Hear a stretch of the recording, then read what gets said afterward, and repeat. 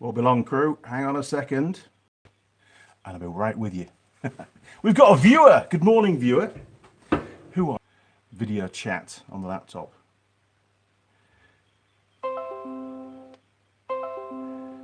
Just bear with me, caller. 29 seconds in. How's the audio sound? All good? Now, that's what I need.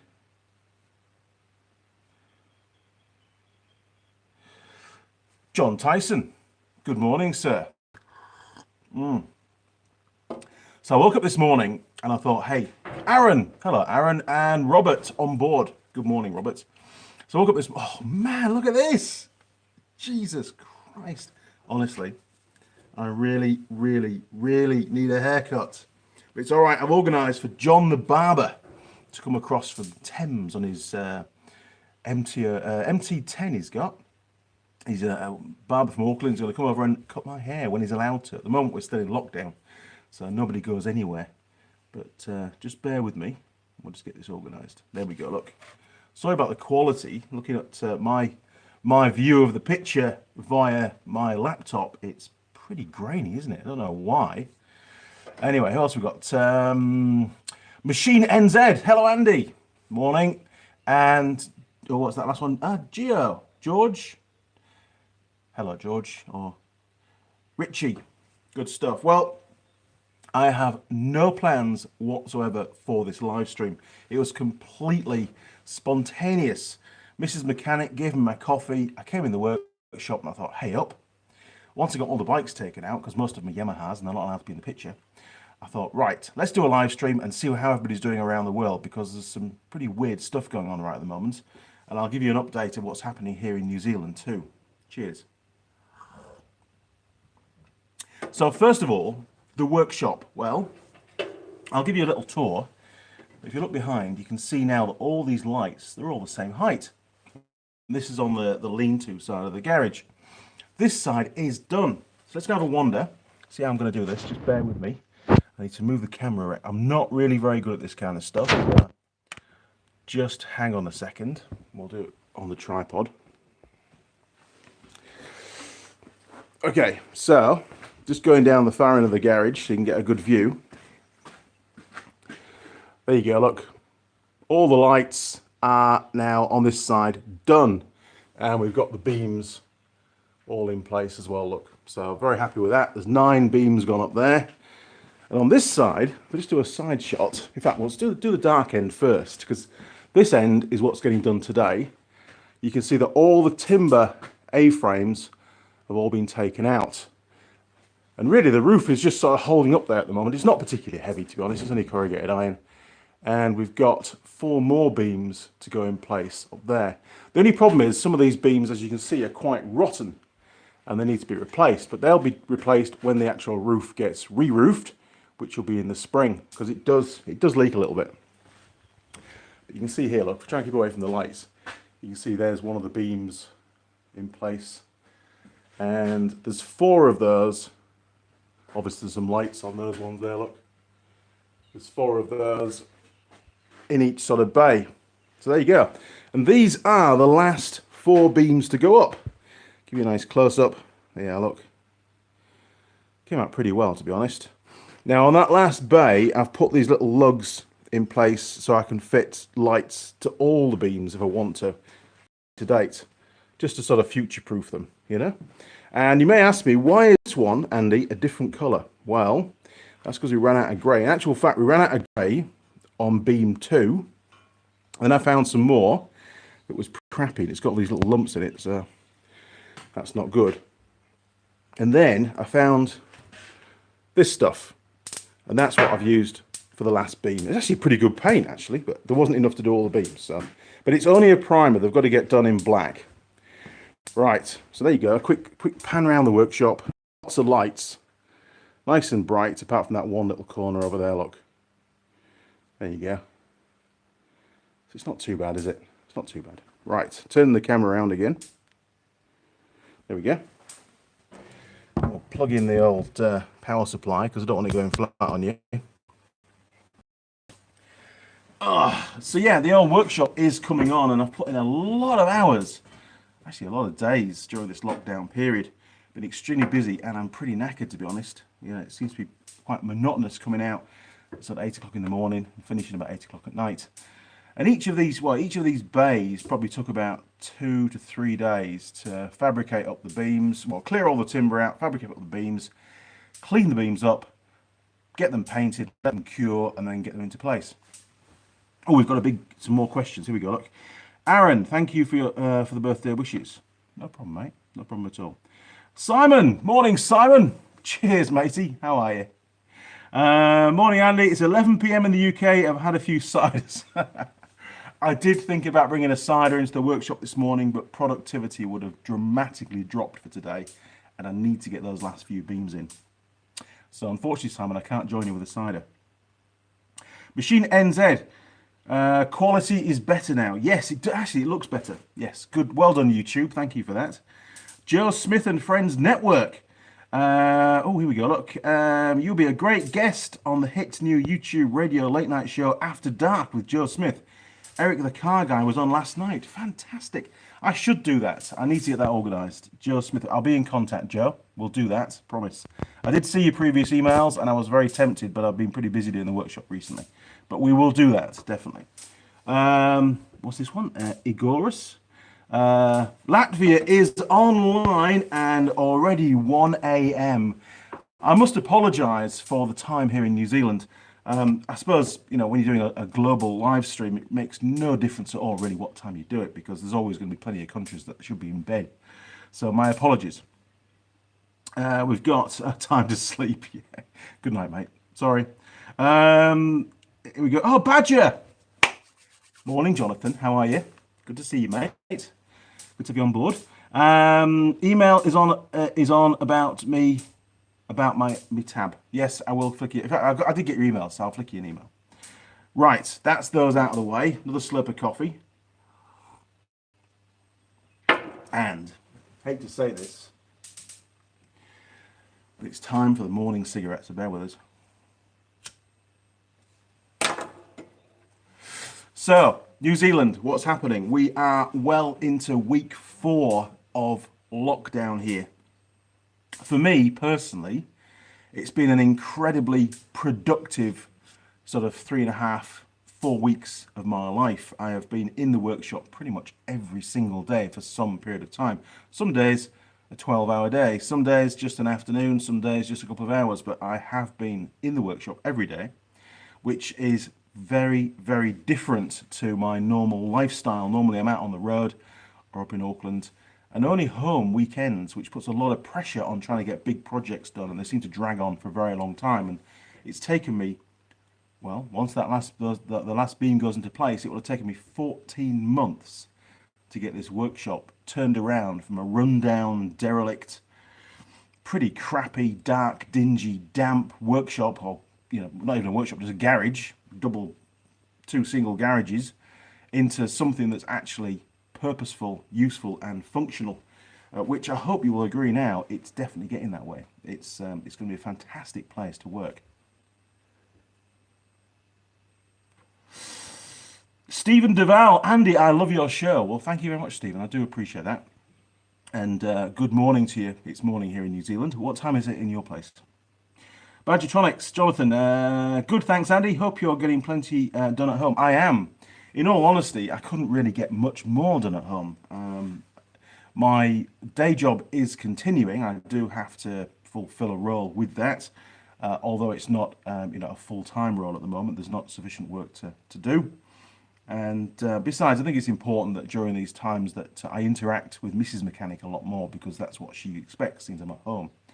11 p.m. Oh, that's not too bad, Stephen. You've got a good hour before bedtime.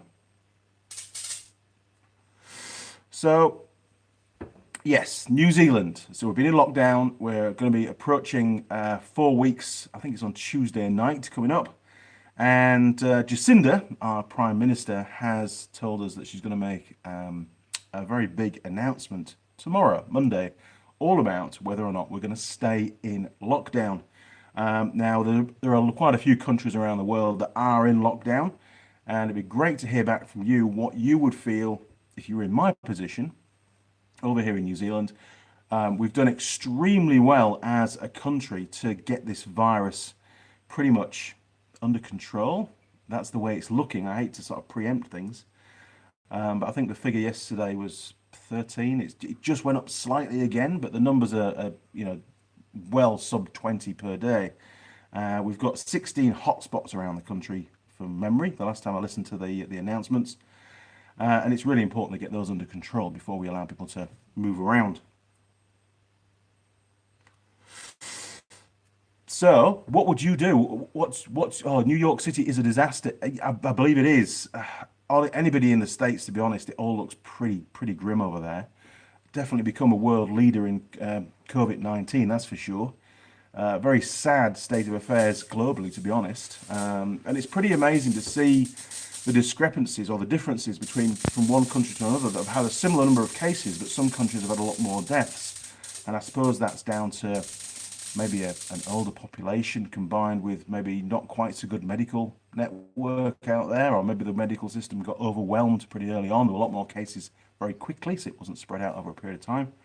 I don't know, but here in New Zealand, they seem to have done a pretty good job, to be perfectly honest. I don't feel that threatened.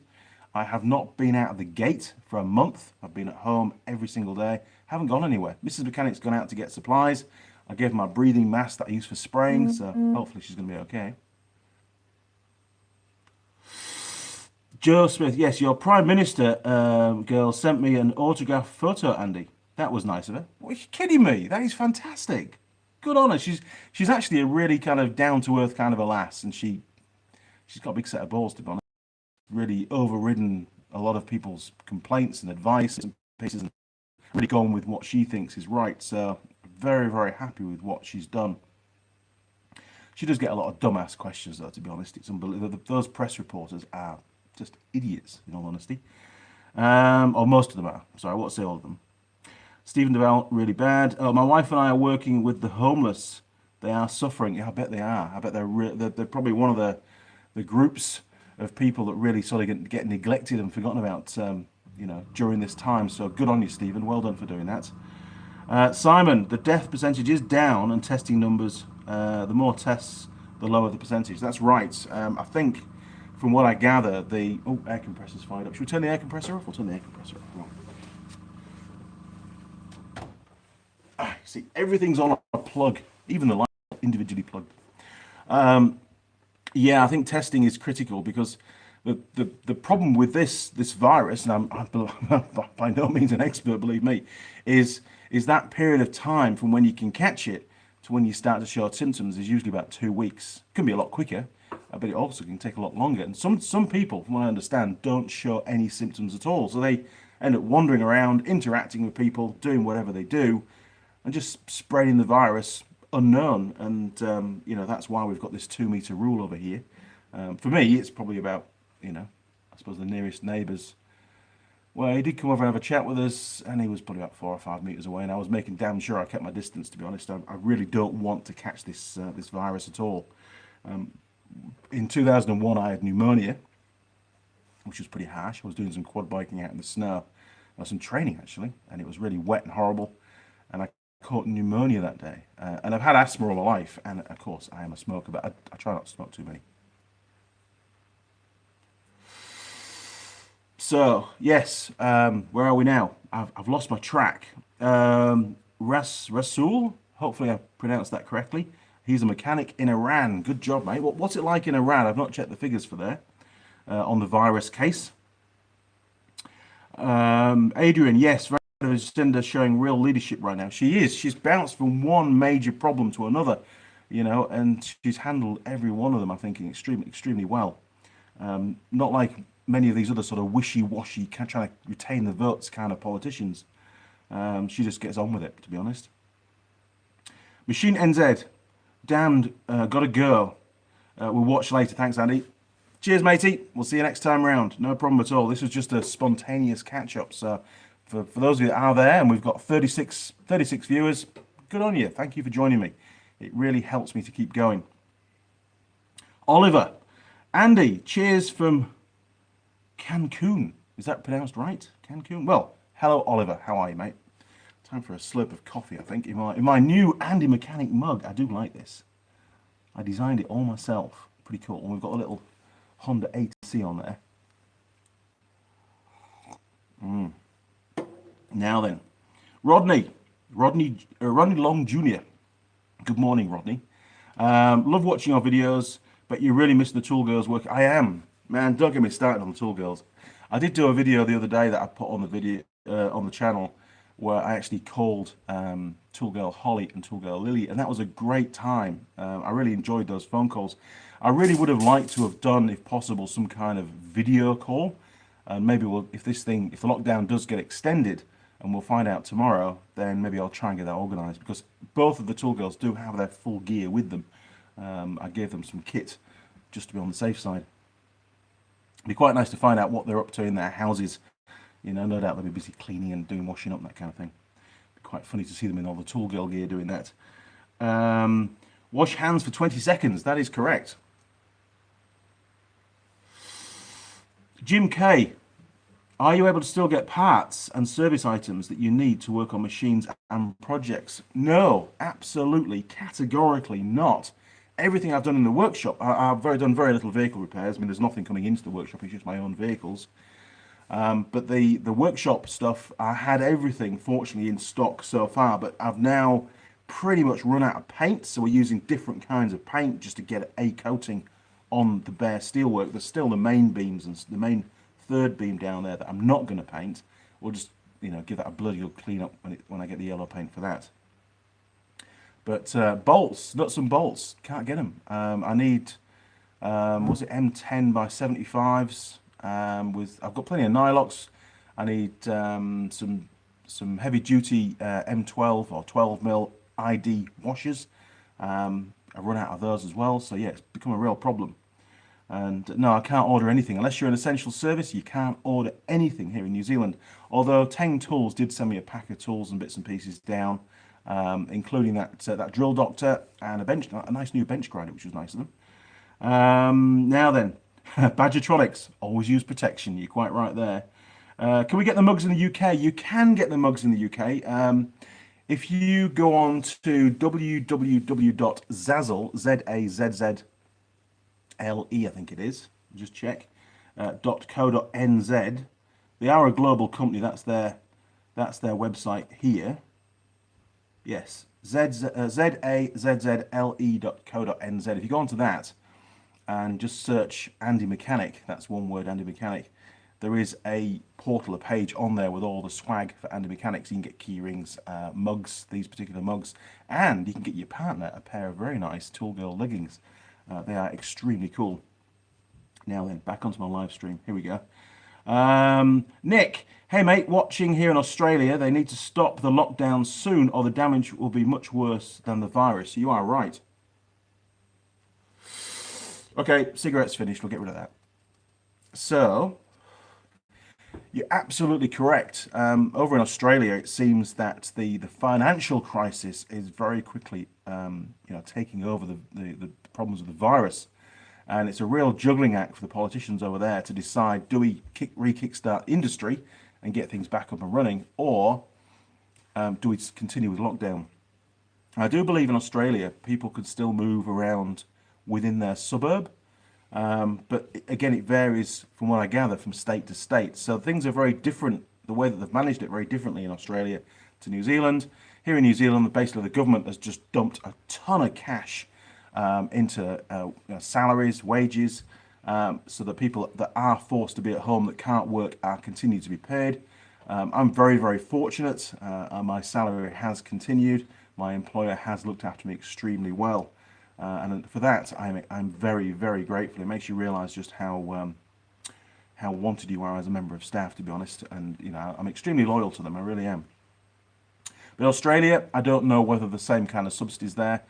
Here in New Zealand, they have extended that to businesses now as well to assist with. So I understand it with rent and that kind of thing, or lease charges and stuff. Sorry, they're coming in thick and fast, these questions. Simon Rawl. Oh, hang on. Adrian, just looking at your mugs, lots of great options. Thank you very much. There is, yeah, I do my very best, and there'll be more to come on there. And eventually, I'll have my own Andy Mechanic website where you'll be able to buy all of the ISL industrial tools. There's about 30,000 products on there, and they'll be available at a discount as well, which would be fantastic. And of course, all the swag will then transfer across to that, or most of it will. The good thing about Zazzle is they just ship it straight out, which means I don't have to do anything other than just design it and post it, which is great. I'm actually running out. I'm getting behind on these questions, chaps. Sorry. S&A Auto Repair. Being an essential worker for the transit, I've separated myself from my family by staying in a small room at home, afraid of spreading what I may not know I have. Man, it is really, really hard. I'm fortunate that I can fulfill some of my role at least from home. And even if we go back into level 3, which is a potential tomorrow when Jacinda tells us, Jacinda's our Prime Minister, by the way, for those that don't know, the level 3 lockdown will have still many, many restrictions.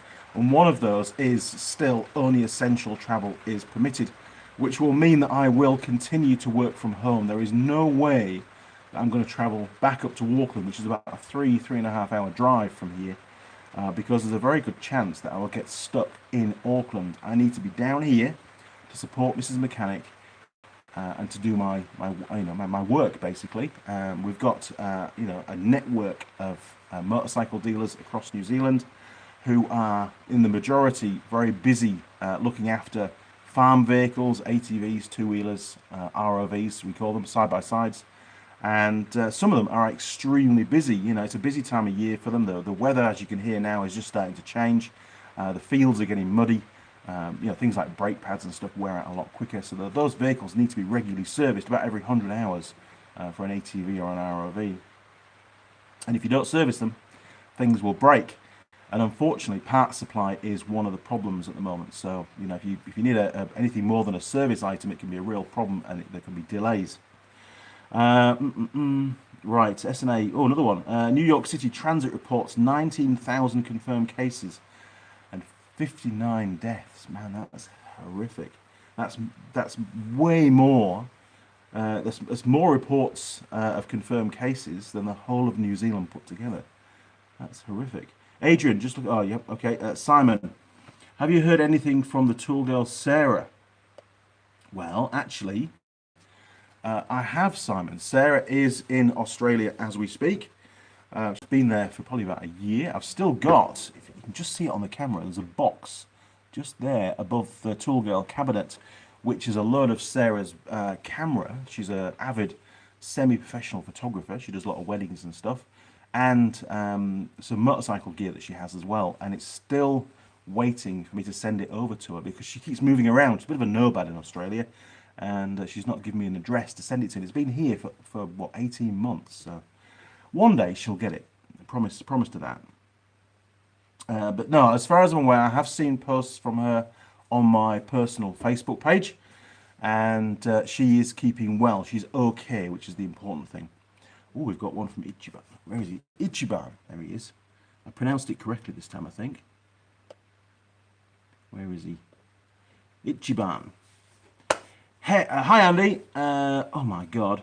Chicagoland will be locked down for at least another month. Man, I actually think, my personal opinion is that Jacinda is going to extend lockdown for another 2 weeks. If I was in her position, obviously, I'd have to have a sex change, but if I was in her position, then I would do this. I would go for another 2 weeks just to be on the safe side. We've been given this one chance, and it's worked really well for this country. The last thing you want to do is put that into jeopardy. So another 2 weeks is what I go for. I put my money on that. Oh my word! Hang on. Stephen DeVell, I could build your website if you want. Stephen, that is a fantastic offer. I'll have to let you know. I have signed a contract already for the company that also produces the website for ISL Industrial, and that's why they're able to mirror all the products directly, and they all self-update the pricing and everything, and then ISL just ship them out when somebody orders something, which is going to happen quite a bit, I think. However, given the circumstance, there is a possibility I may have to cancel that contract, you know, force majeure, basically, because things are very different at the moment. We'll have to just wait and see how things pan out, to be honest. It's a bit too early, but do keep in contact. You've got my email address. Send me an email, and I've got your email on file, and I'll be in contact. Now then, you're all way too fast with your questions. Adrian, even a Stein? Don't know. Rasul, I'm working PDR and repair on a car. Good lad. Mark Jennings, 3 of us at home. Oh shit, 3 of us at home all got the virus. This is Mark Jennings. Took 3 weeks to get the all clear. Oh, good lad, well done. We all had minor symptoms. Thank God for that. Super contagious.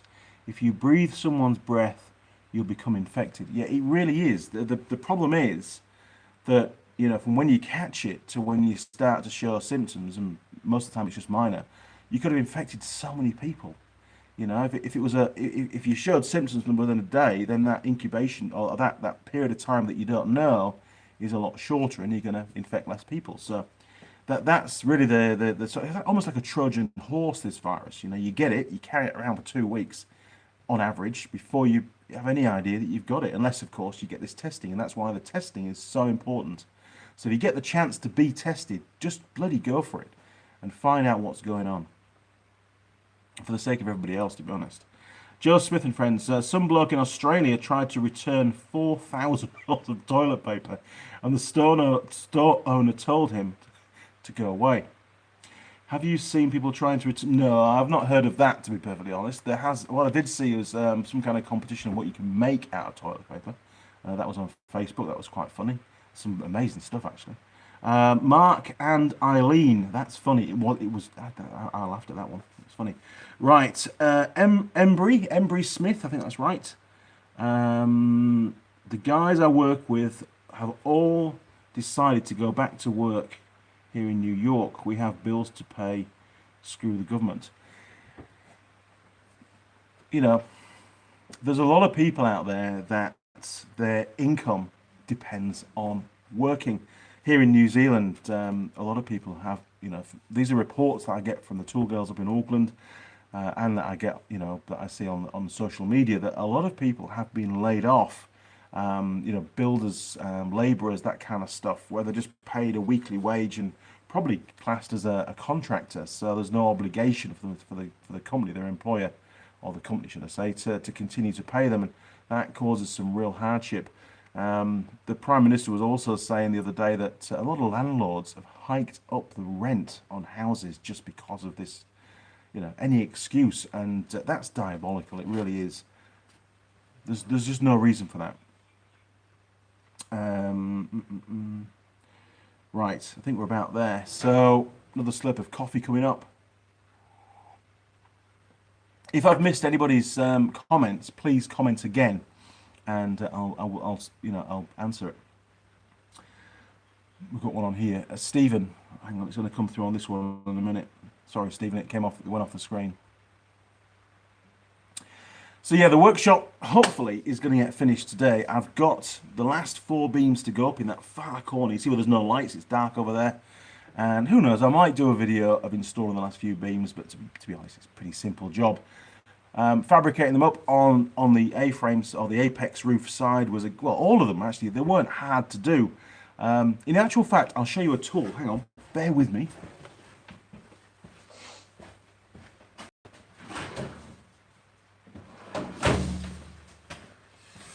Oh, I do like these live streams because everything's sort of off the cuff and I have no idea how they're going to go. But I bought one of these a couple of years ago, and what it is, it's a distance finder. I'll turn it on for you. The batteries are getting a bit low.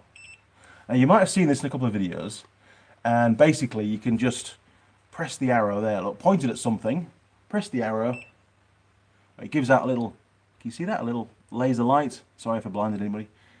Point that at something, press the arrow again, and it tells you the distance that you are away. And I was really dubious when I first got this as to its accuracy, but it's bloody good. What I do though is I take 3 attempts at taking the measurement, and As long as all three are the same, it reads the same measurement, I go for it. If there's one that's out, one that varies, then I'll repeat the process.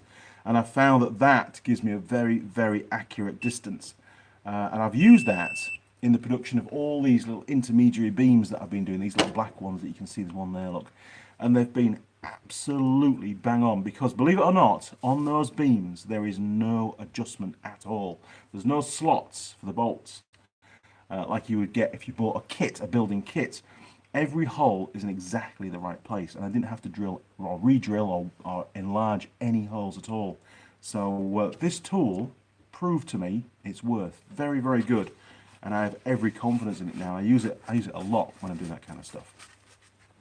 I don't do too many videos on fabrication anymore, to be honest, because in all honesty, I find them very hard to film, in a way to make them interesting and fun. I mean, Colin Furze does a fantastic job. We've all seen Colin's channel, I'm sure. If you haven't, check him out. It's very, very good.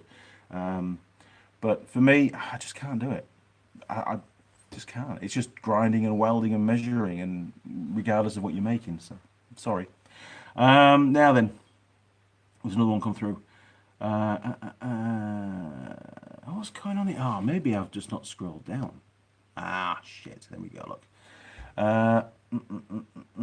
Rodney, got to go. Keep up the great videos. Can't wait to see the next one. Cheers, Rodney. Sorry if I've missed you. See you around. Joe Smith and Friends. I do websites and hosting. Cheers, Joe. I'll bear that in mind as well. Oliver ACP.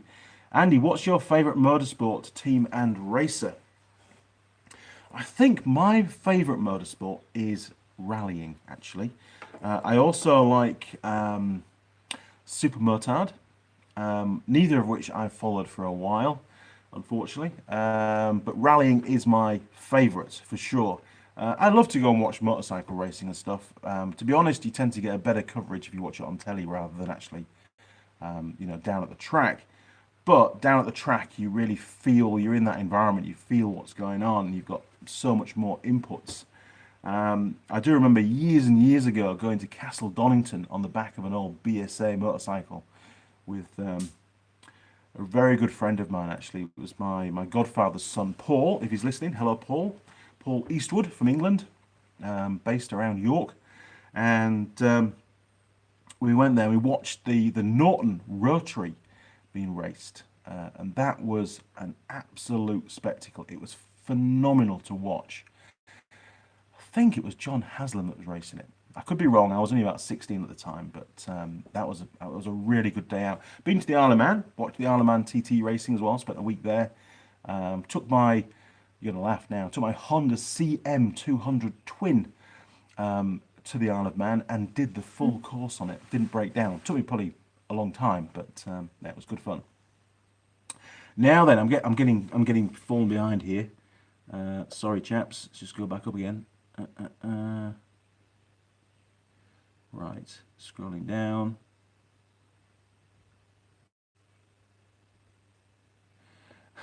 Ten likes now, 45 watching. Let's get 34 on the phone. Press the like button. What the hell? Thanks, Joe. This is Nick Young, 1961. Our government has made available money for small businesses, but it's so hard to claim due to a ridiculous social security rules that almost no one can get in. While have double payments. Man, it is very difficult for governments to do the right thing, and quite often the intention of giving the cash out is there, but the red tape and the administration side of it messes the whole thing up. And I do feel for those people that are affected. I mean, part of my income comes from home repairs. As you all know, I service a lot of ATVs and ROVs for surf lifesaving here in New Zealand, and a few other customers, not too many. I try to limit what comes in and stick to what I'm good at, and that the jobs that I can do efficiently, because I don't have a lot of time. I've got to be able to do them efficiently to a very high standard, and that goes out at charging a premium rate so that it maximizes my income. All of that has stopped. I only get my salary. I get what I earn from YouTube, which isn't a great deal, to be honest, and I also get a little tiny bit from the patrons. It does help that the patrons go up and down. I'm very slack at posting new stuff on the Patreon page. And that's entirely my fault. I'm just useless when it comes to social media. Okay. Where do you find the tool girls? This is Justus. Justus, where do you find the tool girls for your videos? Well, I'll be completely honest. I find them online. No, not that kind of website. There are talent type websites available. The one that I use is Star Now here in New Zealand, and I just put a post out there looking for talent, give a really good description about what it's all about, a bit of fun in the workshop, fixing things, and this is the stuff, this is your outfit, this is what's expected of you, and they give it a go. It's great fun. I really enjoy it, but unfortunately, and there is a new tool girl on her way, Rose.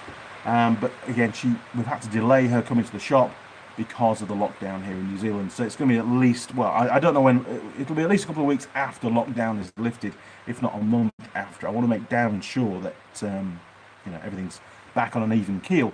Plus, of course, they get paid to be here. So that obviously has to come out of the pot that the channel earns. I'll trade website and hosting for a tool girl. Now that's a bloody good offer. I like that, Joe. Good man. Okay, Simon, Mark, hope you all recover. Yes, me too. Well done, Simon. Thank you for that. Right, so I'm going to scroll down again. I seem to be getting out of sync with these questions. Oh man, there's loads. Heroes, show Andy some love. Hit the like button. Good man. LAJ51, how did you get those huge I-beams up in place? I put them on my shoulder. I did. I put one end. They're actually not that heavy. Not, I'll go and get one. Hang on. It's not a full beam. Hang on. Just a little bit.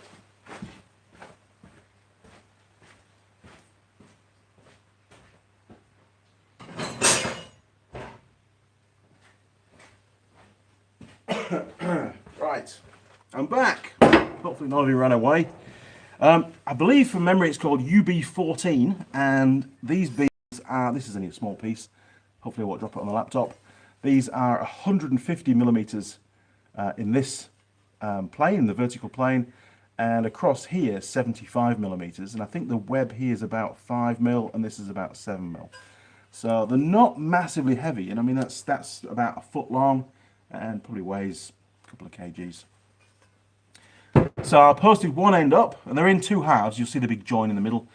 Posted one end up on the foot, and then hocked up the other end, chucked some bolts in, job done. Although, to be fair, my shoulders are feeling it a bit now. I've never quite been right, and I've got a problem with my right elbow.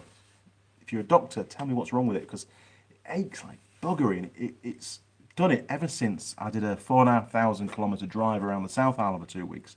So it was resting on the window ledge, and I think I maybe trapped a nerve or... don't know. Really bloody painful, but it's all part of getting old, I suppose, isn't it? Anyway,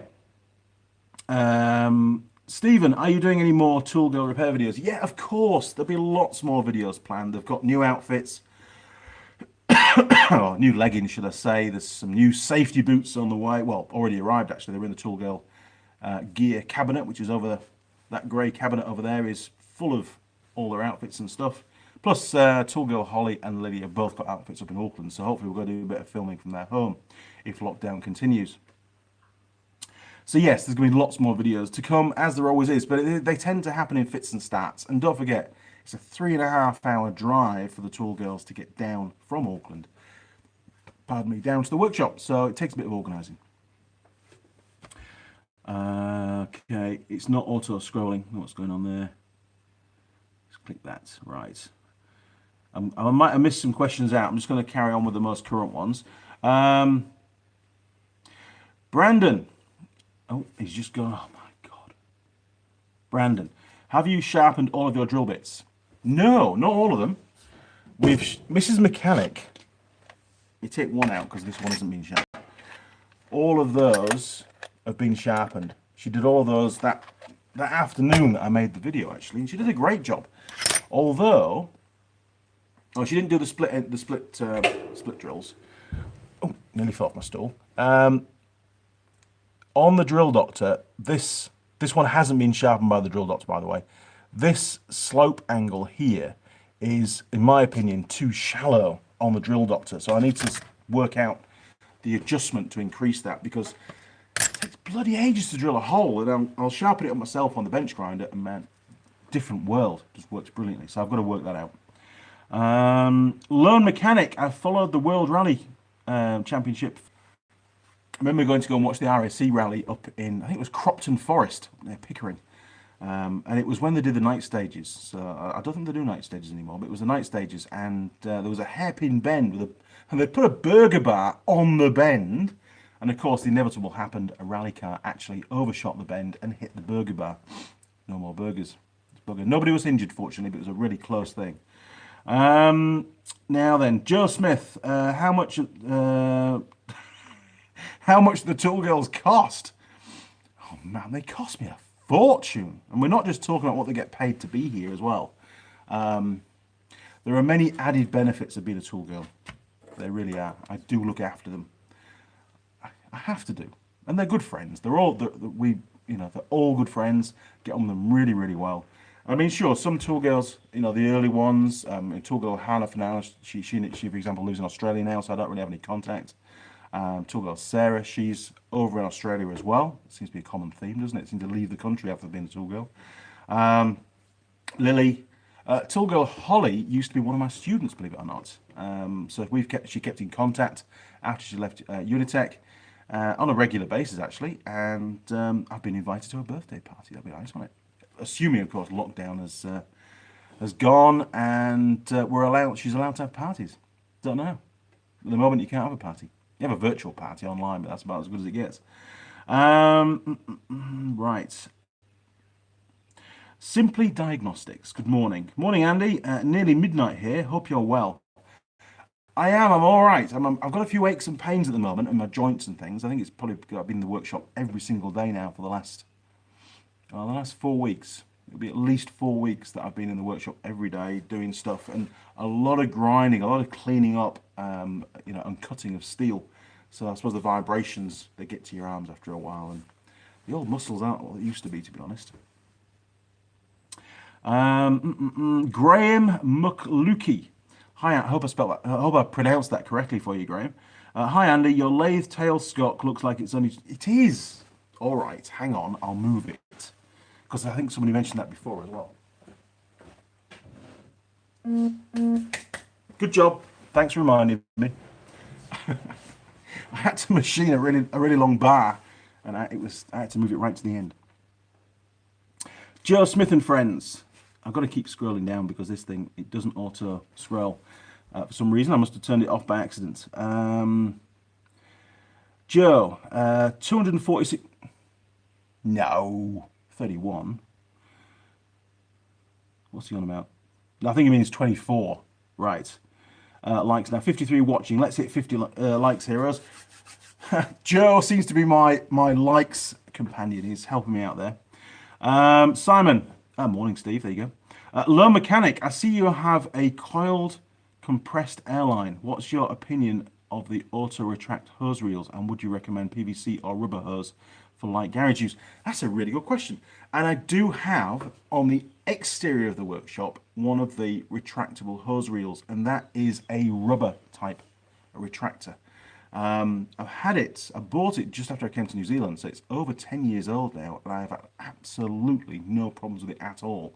And it's extremely useful because it means I can reel the hose airline right down the driveway of the house if I need to blow up the tyres, inflate the tyres on a trailer, rather than have to bring try and reverse the trailer right up to the workshop. This coily thing here, obviously it's got high capacity fittings on it, but the hose itself I don't think is high capacity. It's not that large ID. I find them incredibly annoying because they tangle up. There's actually another one down that end of the workshop that I use on the time machine, but they're quite handy. But they're really only a temporary thing. There will be a retractable reel put in the workshop for the airlines. And only yesterday I was discussing with Mrs. Mechanic actually about putting in some retractable power cords as well for my mains powered grinder, and so I can just whiz things back up into the ceiling, because there is a lot more height now available, especially on the apex side of the workshop, now that all those wooden beams are out of the way. we've got a lot more spare room up. So, you know, it's all work in progress. Things will happen. I'm very, very fortunate that I visit many workshops around New Zealand, and I get some pretty good ideas from what they do in their workshops as regards setup. And it's all about trying to keep the place decluttered. You know, that you don't want cables and stuff lying around on the floor, not just from a safety perspective, but it's just a ball ache trying to navigate around and not damage stuff or trip up and that kind of thing. So, and they also get damaged if they're on the ground. This is the problem. Anyway, I do ramble on. Omar, hi Andy, how are you? Just bought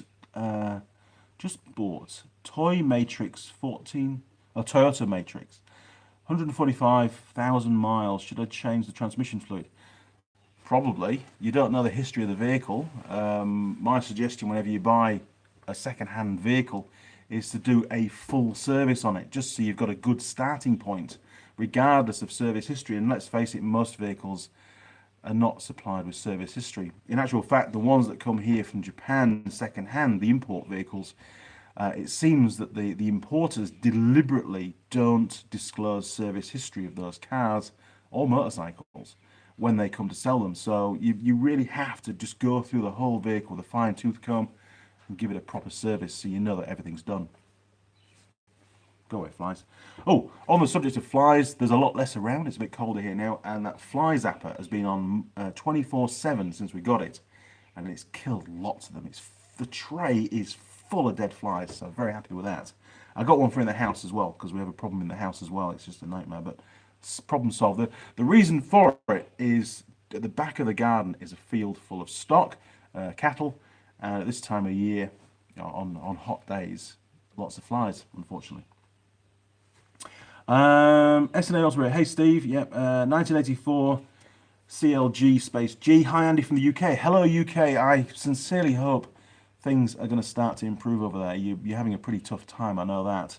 My mum is in the UK and she's okay at the moment. She's quite old now, so I'm getting pretty worried about her. But my youngest brother Ollie is looking after her, so fingers crossed. Gio, or George, hope live video chat after the live session was found, Andy. I will be really happy if I was able to help. Oh, yes. Yes, in the past I've not been able to see the comments once we've finished the live stream, but George has helped me to work out what's going on there. Again, I'm not that social media savvy. I might have a YouTube channel, but I'm pretty useless at social media, to be honest. Far too busy making things rather than virtual stuff. Stephen, question, I have blocked EGR channels. How do I clean? Well, you need something that's going to, you know, break off all that carbon.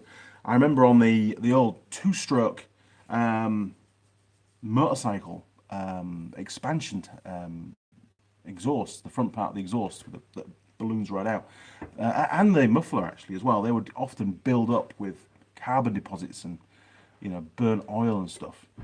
We used to use bicarbonate of soda, I think it was, to clean that out. But I'm sure nowadays, this was 20, 30 years ago, I'm showing my age now, nowadays I'm sure you can buy a specific product for decarboning or decoking, that kind of stuff. So just ask your local parts supplier, they'll be able to help you. Motor factors, we call them in England.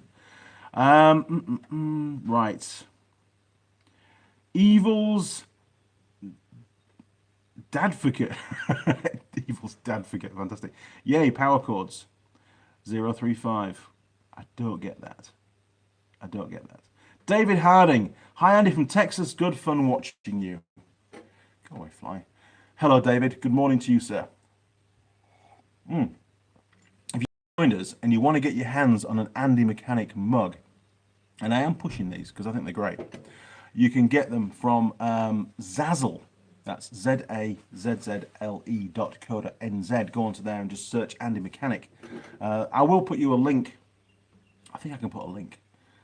Well, there's links in the other videos. There's those little cards, YouTube call them, that pop up at the top. On the last half a dozen videos that have gone out, you'll see those little cards pop up, and I think it's in the description as well. David, yes. Moto Dans. Hey Andy, hope all is well. I'm fine. Got a bit of an achy elbow, but that's from overwork, no doubt. I'm okay. A bit tired actually. This is day 30, I think it is, of being in the workshop. So pretty knackered. Quite grateful to just to sit down and talk to you guys actually. Bastian from somewhere. KWH Don't know where that is. Hey Andy, greetings. Oh, idiot. Greetings from Stuttgart, Germany. Good morning, Bastian. I have no idea what time it'll be over there. Probably sometime late night, midnight-ish. I don't know. Greg McGray. Hi Andy from Nova Scotia. Hope all is well there. Yeah, we're doing all right. I mean, not just about me, to be honest. I'm fine. Mrs. Mechanic's okay. Kids are all well. Charlotte's in Canada. She's just made it to a new flat. She's been in quarantine for 2 weeks to move border over there. So she's just made it across and she's getting settled and she's fine. Other two children are up in Auckland, again, keeping well. Ben decided to go and live with his girlfriend as opposed to with his sister during this lockdown period. And he's very much looking forward to getting back to living with Eloise, to be honest. Anyway, can't say too much about that. I'm sure Ben will fill you in if you ask him. Stephen Duval, right, got to go. Up in 5 hours. Holy moly. Okay, thanks, Stephen. Have a good night. Get some rest and stay safe, matey. It's not over yet, is it? By any means. Matterwicks, yes. I think we need 2 more weeks in level 4. I think we do. I really do. We've got one chance. We've got to look after it. We're not going to be able to reel it back in again later on. Imac Hunt. Hopefully I'll pronounce that right. AY, where are you from? Nice accent. Also, is it possible for a shout out? Share the positivity. Imac, you've got the shout out. No problem at all. Why not give me a like while you're on? Great to hear from everybody this morning. There's a lot more people on than I thought there would be, to be honest. And we're all in lockdown, or most of us are, and we're pretty bored. So it's nice to have a chat and have a bit of a catch up. This is like a social thing for me, and I did intend to do more of these, but I've been too busy doing the beams. Sorry, but I will. I'm going to be working from home for a fair few more weeks yet, so you're definitely going to get some more live streams. Stefan Rankovic. Yeah, hi Andy. Morning, Stefan. Immaculate. Oh, no, that one. Stephen Duval. Stephen. And tennis elbow. Get Doc to give you a shot. Yeah. Is that cortisone you're on about? Yeah, I think that's what it is. Bloody hurts, honestly. Getting old. Jim Haynes. Are you doing anything to help keep businesses reopen in New Zealand that are locked down now? Or are they? So not me. Are they doing anything? Yes, the government, I believe, does have a package to assist businesses as well as employees or individuals. The New Zealand government seems to be doing an awful lot to help businesses keep going. However, there are quite a number of businesses that have shut down. I did see, I'm not sure on how valid, or if this is true or not, but it was on Facebook the other day. And there's a lot of stuff on Facebook you can't believe. But Burger King here in New Zealand has gone into receivership. And that happened about a week ago. But I've not heard any more about it, so it might have just been a fake post. I've no idea, to be honest. Probably McDonald's posted it. Bastian, anything new about the missing valve caps on rental cars? Had them missing on a rental in... Yeah, don't get me started. Honestly, that really, really wound me up from an engineering perspective. The bottom line is, why do the people that make the valves supply them with a valve cap to keep the dirt out? Pretty obvious. I think rental companies in general, the ones that I've seen, it's just the people that do the turnarounds on the cars, the quick checks. They're just lazy. Management don't really appreciate the problem, and ultimately at some point it's just there will be an accident. There has to be, because the valve will fail and it'll bite them on the ass. Did I see a noticeable difference? I mentioned to quite a few of the Avis depots around New Zealand that the valve caps were missing, and spent a few minutes explaining to them the problems, but they didn't seem too bothered. I did get an official email from Avis just saying that they were looking into it, but I suppose I have seen there's been an increase in the number of cars that I've rented that have had valve caps fitted. So maybe they tried to do something about it internally, but you know, I still see cars out there from that company and other companies that have the valve caps missing. I don't know. I've done my bit. I've brought it to their attention. I think it's their, you know, I think it's their job to sort their problem out. And if they don't, it's going to cost them, isn't it? And unfortunately, it's probably going to cost somebody's life. Moto Dans, yeah, I agree. Another 2 weeks at level 4. Yeah, I think we should all just email Jacinda and say stick it on for another 2 weeks, please. Matterwix, what's your prediction on Monday's decision? Oh, there you go. That's the answer. I think it's going to be another 2 weeks. But I think Jacinda's also under a tremendous amount of pressure to get things, you know, from a psychological perspective for the nation to get to see some kind of progress. But we need to focus on the figures. It's all about the spread of the disease. It's not about anything else, and we have to stay the course, as my runner friend says. Yes, if we go into level 3 early, we will just have to upgrade to level 4 in winter, and level 3 isn't much different anyway. Correct. They've been saying that. If we move to level 3, there's really very little difference for most people anyway. So what the hell? Just stay in level 4. I mean, in level 3, the pubs don't open anyway, so what the hell? Might as well just stay at home and drink. Yes, Simon. Me in the UK has... McDonald's in the UK has closed until the end of lockdown. Yeah, they're all shut here. Everything's shut. There's no point in going anywhere. Everything's closed. All you can get is basic supplies, food, and that kind of stuff. Nothing else. Stefan, you drive KTM LC4 still. Do you work on Fiat cars? I don't work on Fiat cars. There really aren't very many Fiat cars here in New Zealand anyway. And when I was in the UK, I didn't really work on cars. I worked on four-wheel drives. Yes, I have two KTM 640 LC4s. They're both the same model. It's the last of the carburetor version. Do I still ride them? One of them was stolen, recovered, and then I forgot to re-register it, so it's deregistered. That's basically just parts or a track bike. Is it in a rideable condition? No, it's got a head gasket leak. The other one, the Prestige, is still rideable. The Regio's on hold. Do I ride it? No, don't have time, but I'll never sell it. I've got a WR450F, I've got a little TW200, I've got 3 quad bikes. I've got all sorts of stuff, and they're all in this workshop normally, but they can't be in the workshop when I'm filming. Well, the KTMs can, but the Yamahas can't. So it's just the way it is. Matterwix, Burger King was already in trouble. Ah, okay. Any business that's big, that big can't survive a few weeks. There's problems, especially with the wage subsidy. Yeah, I thought Burger King was all franchise businesses, though. So, I mean, they're all individual businesses which have got to pay a... You'd think Burger King head office... Hey, Keith's on board. He's paid me some money as well. Keith, you don't have to do that, but thank you very much, Keith. I do appreciate it. And no question. Well, I miss you, mate. I do. I need to talk to you a lot more often. I hope things over there in Staten Island are okay. What you were saying last and what I've gathered from other viewers is it's pretty bad. So please do stay safe. Yeah, look. So yeah, you're quite right. But with Burger King, I think a lot of those companies that they're franchise businesses and they all just pay money each month to the head office, and for the head office to go bust, I don't know. Seems a bit odd to me. Bastian, the rental was from Budget, which is an Avis brand, and the valves were stuffed with dust. Yeah, well, that's exactly what happens. And then when they come to reinflate the tyres, it just blows all the dust through the valve, and you know, not good. Simon, valve caps are like caliper dust seals, just taken out for ease and quickness. It's quite right. It's all about they're just lazy. That's what it is. Has your business suffered much? Has my business suffered? Well, I'm going to be totally honest with you now as a YouTube creator.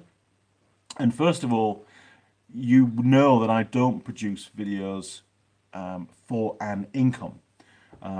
Yes, the channel does create a bit of an income.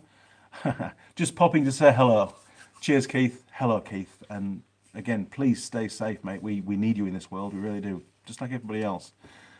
It's a problem, isn't it? I forgot what I was saying now. I have. Has my business been affected? Yeah, YouTube creator. Views are up, substantially up, but revenue, that's the amount of money that you, or the ads revenue that you get for every 1,000 adverts played. That's whether you click on or not. Those are auctioned off, so I understand it, in each country. But for example, in the US, it's usually around about $8 for every 1,000 adverts that are played, which is pretty good, to be honest.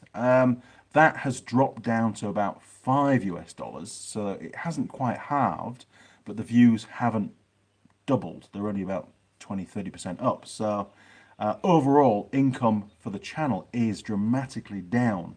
But that's just the way it is. I mean, like I say, I don't rely on the income. It's very nice to have it. The money is rolled straight back into the channel. It doesn't get spent at the pub. Well, not very often. It's usually spent on equipment for the workshop, bringing the videos, buying hard drives to store the videos, anything I need, shirts, whatever it is to do what I do. Because running a channel is not cheap, believe me. It's it does add up very quickly, and Mrs. Mechanic sometimes gets pretty upset with the amount of money that I spend. But then a reminder that it also brings some in as well. Now let me try and catch up with some of these. Keith, no longer in Staten Island. Oh, yeah, you're no longer. That's right. You moved on, didn't you?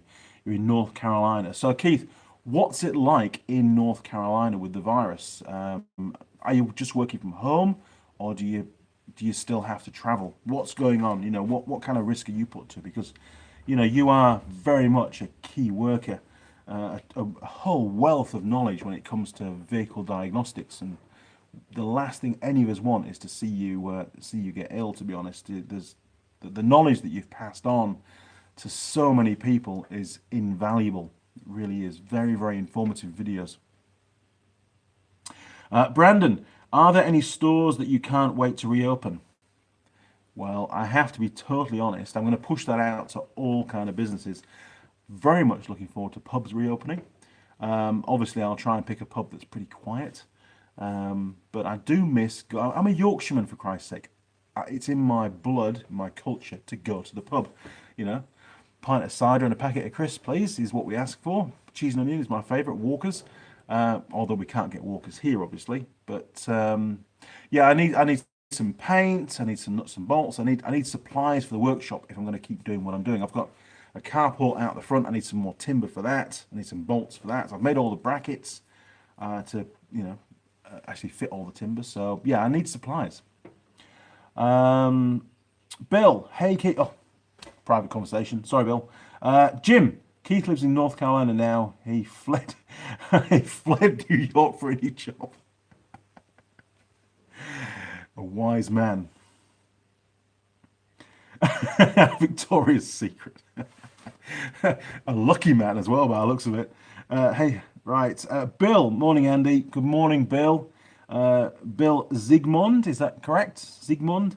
Matowix, do you think second-hand car and bike prices will drop with the lack of sales, etc., due to the outbreak?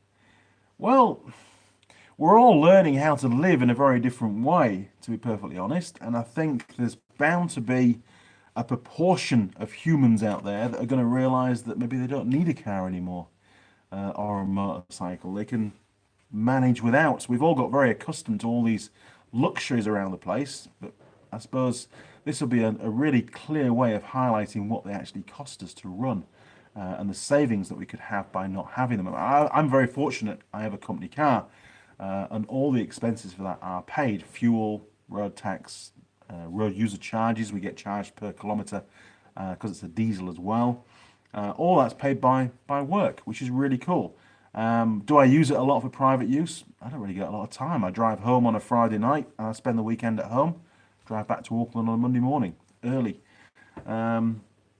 Yeah, don't use it a lot for private use. I don't really have the necessity because I've got that. I would never have a second car. Mrs. Mechanic's got a little Suzuki Swift, which there will be some videos on at some point. It's quite a new one. It's only a couple of years old, so it's going to need servicing and that kind of stuff. So watch this space. Keith, working from home now, as of now, providing tech support and teaching. Good man. That's a brilliant role for you. It really is. Thanks for the kind word, brother. Hey, anytime, Keith. It really, no problem at all. It goes without saying, to be honest. Bastion, North Carolina sounds much safer than Staten Island, not only in the current situation. I've never been to Staten Island or North Carolina for that matter, so I can't really comment, to be honest. Keith, indeed it is Bastion, but I'll miss the hustle and bustle. Yeah, I bet you will. Bill, no problem, mate. Oh, correct. I said it wrong. So Ziegmund. Um, Keith again. I'm quite the people watcher, and there are many less people here. Damn. George or Geo, do you use any music or radio off camera while you're at work? I do sometimes. Yesterday I had the old laptop fired up and I had some YouTube music videos playing. I listened to Pink. God, should I say it? Sugar Babes? A few others. I like Whitesnake, Bon Jovi, um, Meatloaf, Cher, Madonna, even a bit of Kylie Minogue now and again. I shouldn't say that on camera, should I? Yeah, I do, but if I'm doing a job that requires concentration, I find that it distracts me quite a lot.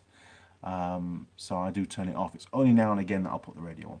And I mean, or any kind of background audio. But to be honest, yesterday, most of the time I was busy grinding anyway, so I had earmuffs on, so I couldn't even listen to it anyway. Bastion, don't like masses of people. I'm a countryman.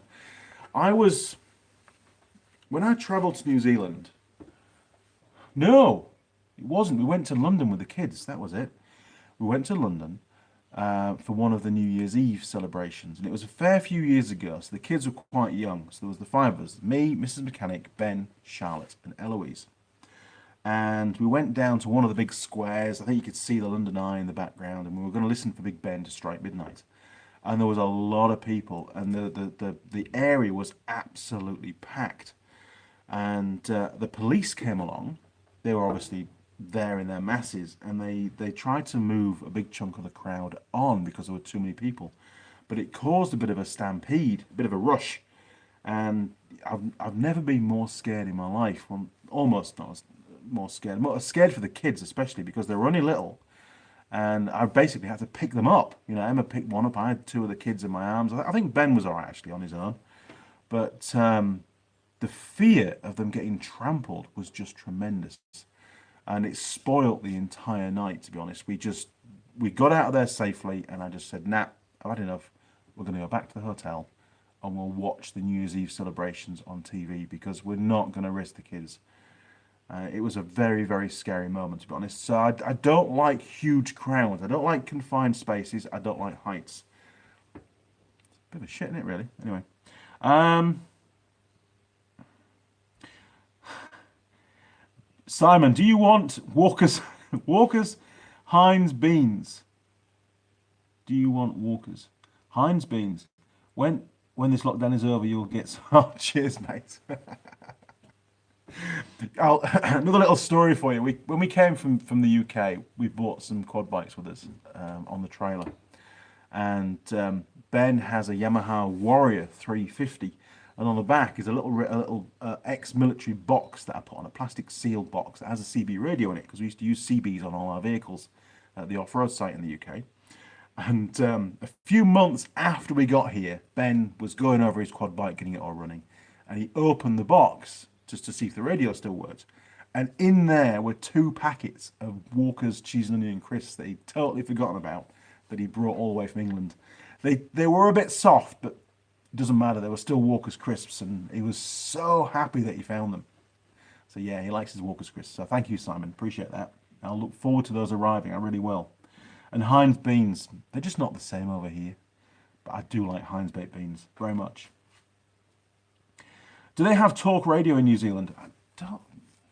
If they do, I've not come across it. I mean, people can call into the radio about certain subjects, I suppose, but it doesn't really go on for very long. They only take 2 or 3 callers, then move on. I tend to listen to the Edge radio station here in New Zealand most of the time. But to be honest, radio coverage around New Zealand is very, very poor. It's only really any good in the cities. Once you get out of the middle of nowhere, especially South Island, it's crap. It really is. Bill, I'm shocked. Less viewers I hear too. How many? 43. Hey, that's fine. Seriously, 43 viewers. I am humble. 45 now. I'm humble, to be honest. And we've got 43 likes, and nearly everybody has liked it, which is great. Where was I? Yes. All you got, share your knowledge is awesome. I enjoy making the videos, and I enjoy sharing my knowledge. There are some videos that I made, on certain subjects that I made a few years ago now, that I might decide to revisit. Now that I can produce, hopefully, slightly better quality videos, then I may actually redo some of those videos. But we'll wait and see. It all depends on how things pan out.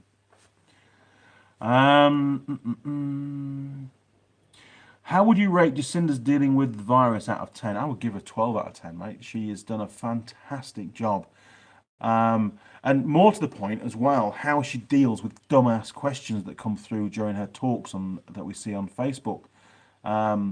She's pretty level-headed, to be honest, and if she's not impressed by what somebody's said, she will, if you read between the lines of what she says, basically she's saying, just shut up, I'm not interested. And the same questions get asked over and over again, and that's really annoying, to be honest. Billy Bob Johan, hopefully I pronounced that right. Good afternoon, big fan, first time catching a live chat. This morning's chat was a completely spontaneous. I haven't done any, well, I have done the odd video recently, but not very many. Live chat, the last one I think was at the start of lockdown, 2-3 weeks ago, I think we did one. So I thought, well, hey, this morning it feels like a live chat time, so let's just do one and see what comes through. I had no plans other than giving you a quick tour of the workshop, which we did pretty early on in this live stream. I just wanted an informal chat where you can ask a few questions. I can get some feedback about how life is around the world, how you're all coping, and let you know what I'm up to be honest. I'm busy still doing my day job, even though I'm actually officially on leave. There's still quite a requirement from the dealer network that I look after, the motorcycle dealer network out there, for technical support. You know, I cover all the warranties, not that there's that many to be honest, and really just giving dealers advice about what they can and can't provide as a level of service to the farming primary industry, which is mainly the farmers here in New Zealand, and essential workers as well. So anybody that uses a motorcycle as their primary means of transport to get to and from work, if they need a tyre or they've got a puncture or need a service or whatever, they are permitted to do that work. And a lot of the dealers, especially early on in the lockdown, were completely unaware of the extent of what they were allowed to do. So I've helped to give them the confidence, and the network is actually pretty busy at the moment, to be honest, and it's only getting busier.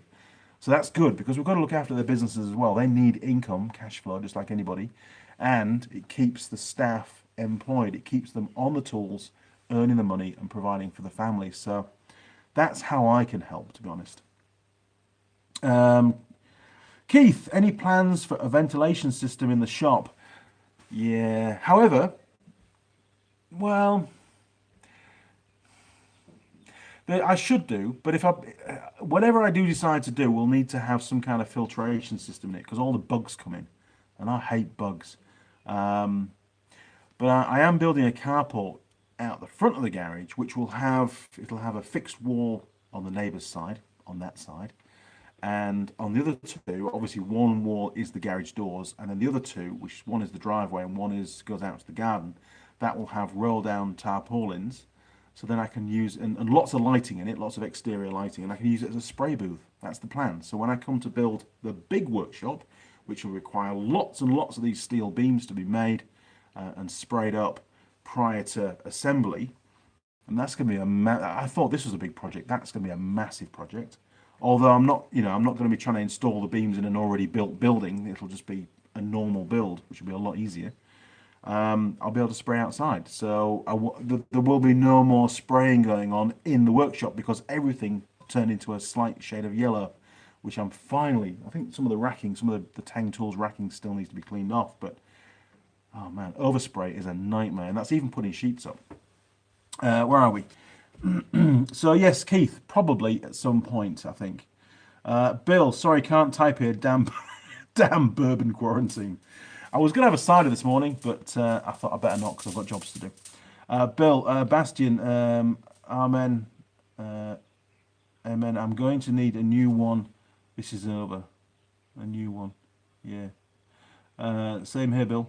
Has the fly zapper stopped working? No, it hasn't. The fly zapper, I've moved it. I just hung it up here temporarily so it was in shot for that particular video. I've moved it around the side. It's now in front of a window. It's not going to get damaged or anything. It's out of the way. It's a little tiny area of the workshop that doesn't really get used.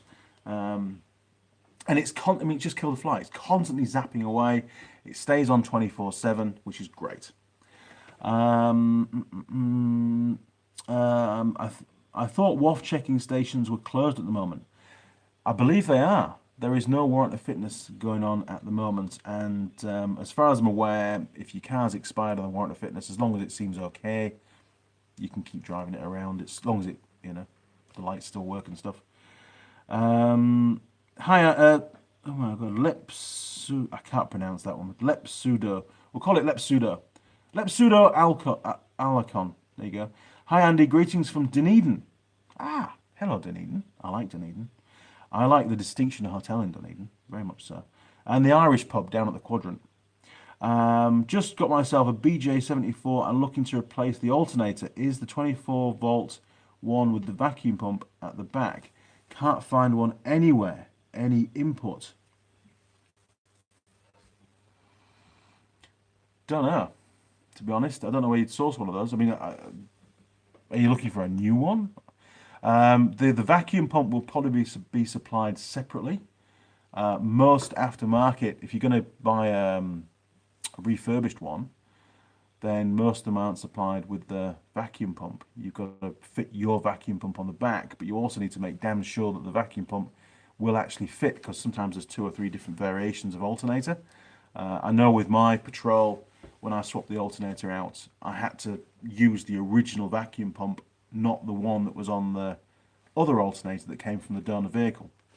So yeah, just be careful with that.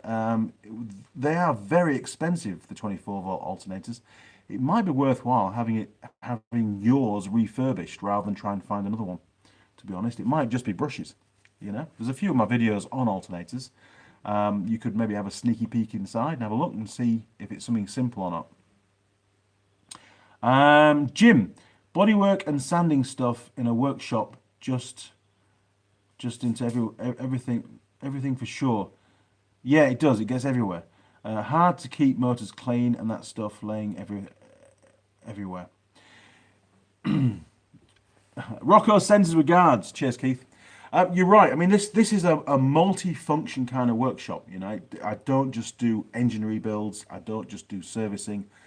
I do a bit of fabrication work. We do the odd bit of spraying now and again. Lots and lots of grinding, cutting steel work. There's grinding dust all over the place, pretty much all the time. And it's a real problem because I'm forever cleaning the place down and sort of resetting the workshop before I start the next job. Plus, when the tool girls come down, they expect a nice clean workshop too. It's not fair on them to have it all filthy and, because they want to keep their outfits clean, although their hands get pretty dirty, must admit. What else have we got? Nima Naderi. Hi from Iran. Big fan, mate. Hello, Iran. I hope things are okay over there. I don't know what the figures are for Iran on the virus situation, but I can imagine it's that there isn't particularly good medical care and stuff over there. I don't know. I've never been, to be honest, but I hope you're keeping well, keeping safe, and it hasn't got too much out of control. Bill, do you still have the lady helpers, Andy? Much better looking than the guys I work with. Yes, of course. The tool girls do still come down to the workshop. Tool girl Holly, I think, was the last tool girl to visit. We did that Lego build challenge, which was great fun. We had a few shots and asked Top Gear questions, and then we did some videos the following day as well. Unfortunately, at the moment, New Zealand is in lockdown. She can't get here. She's not allowed to come to the house, to the workshop. I'm not allowed to go to Auckland and go and see them. I did give them both a call, Lily and Holly, last week to see how they were getting on. As soon as, pardon me, coffee's repeating on me. As soon as lockdown is cleared, maybe a couple of weeks afterwards, then we'll be able to schedule some dates and get the tool girls down for some more filming, because I do very much enjoy filming with them. There's a lot more work goes on because I'm directing as well as filming, a bit more stressful, and very hard to concentrate for some strange reason. Don't know why. Nobby Noble, we have a 6-month stop on MOTs in the UK. Thank you, Nobby Noble. Yes, I heard that. So they've just extended whatever MOT you've got on your car has been extended for 6 months, so there's no mad rush. MOTs are a pretty high standard anyway over there. John Mayang. Hi Andy, loved your Nissan alternator service and rebuild. Helped me a lot. Greetings from Papua New Guinea.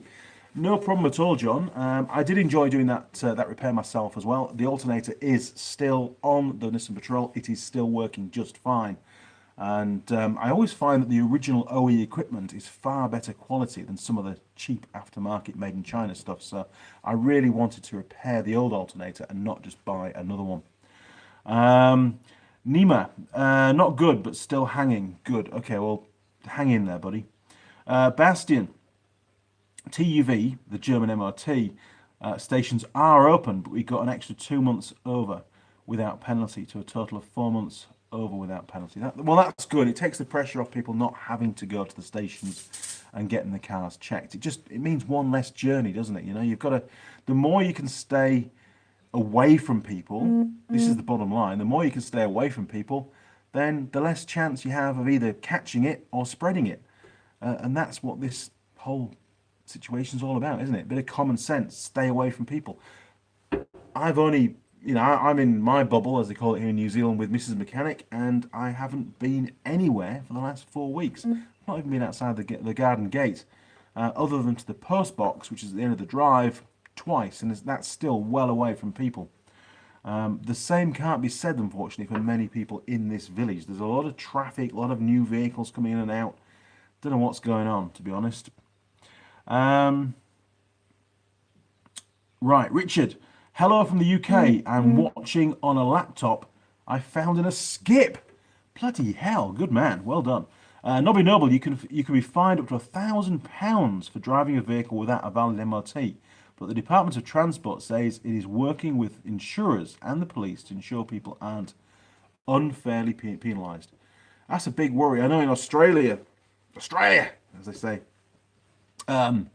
they're sort of in semi-lockdown over there, and a lot of people all the waterways in Australia are closed, so there shouldn't be any people towing boats around or going anywhere really, but people are taking this downtime to get their boat serviced, get the engines serviced.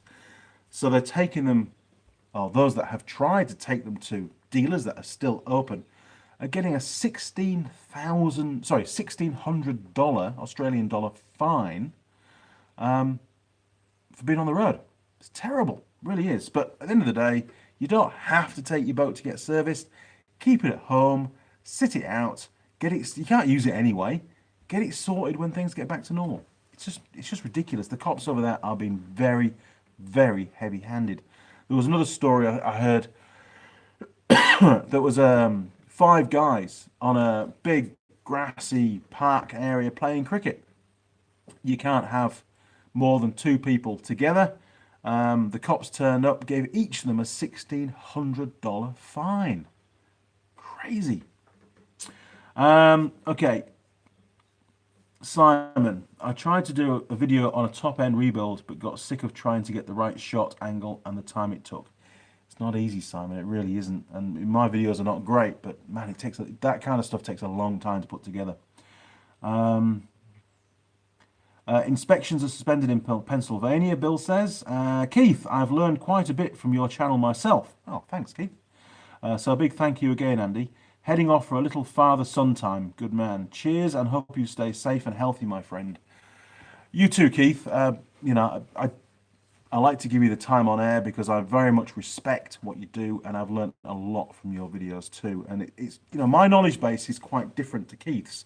Keith is an absolute specialist when it comes to vehicle diagnostics, electronic diagnostics, ECU, EFI systems, ignition systems, fueling systems, and so on, modules and CAN systems, and so on. My knowledge in that area is very, very limited to really only motorcycles. I don't work on very many cars, not modern cars anyway. But I tend to do more, I don't know, hands-on mechanics, fixie stuff, making things, welding, grinding, you know what I do, you've seen the channel. So take care, Keith. See you around, mate. Enjoy your time with your son. Jim, what's a skip? Well, a skip's like a big dustbin that they come and collect full of rubbish. And there's always a mattress in it.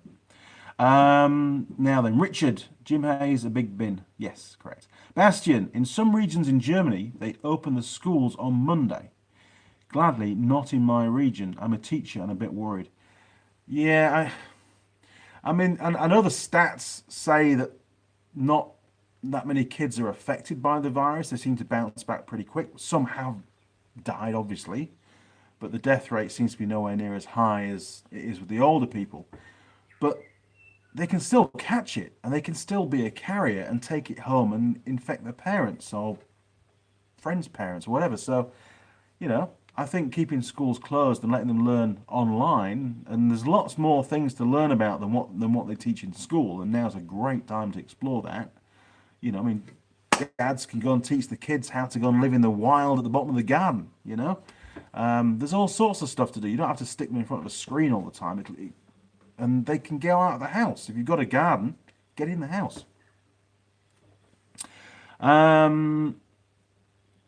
Nobby Noble, the roads are different today. Lots of people walking on the streets, so speed limits in cities and towns will be reduced to help social distancing. Good point. Cheers, Nobby. Richard Asperger, my MOT ran out in September. Don't tell anybody. Sorry. Nobby Noble, the paths are not wide enough for social distancing. That's a good point, actually. Yeah, I mean, there's a lot more people going for walks. We see it here. I mean, I'm in the countryside, so it's not really a problem here. But in cities, I think you're right. The way you're going to have to use the roads when you pass somebody, aren't you? New Level Auto. Can I do that? There you go. Look, Keith. Done. Jim, all you subjects of the Queen have funny names for stuff and drive on the wrong side of the road. We do. We do. I like the side of the road that I drive on. I've tried it on the other side of the road, but people start pipping at me and flashing lights, and it's not good. Anyway, that's it. We've run out of questions. I can't believe I've answered all those questions. Hopefully I've answered everybody's question. I'm dying here. Yeah, I think I've covered all of them. Just scrolling back now. Yeah, I think we're there. So, I think it's time for one more cigarette, because what we are now, an hour and 28 minutes of my Sunday gone. Jeez. Okay, we've got a little bit of coffee left. Oh, by the way, we'll do another plug for the mugs. Andy Mechanic mug. Look at that. It's fantastic. And you can get that from Zazzle. It's www.zazzle.co.nz. There are links, or should I say little cards, on some of the previous pre-recorded videos.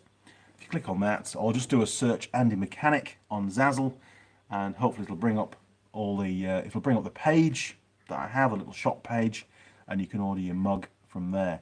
And if you do get yourself any of this kind of Andy Mechanic merchandise, email me a selfie and I'll include you in one of the videos. I'll give you a shout out. I've got 2 or 3 people already on the back burner that I've got to put into pre-recorded videos. I can't do it now, and because they send me the pictures, obviously I'll put the picture on the video, so you'll be made famous forever.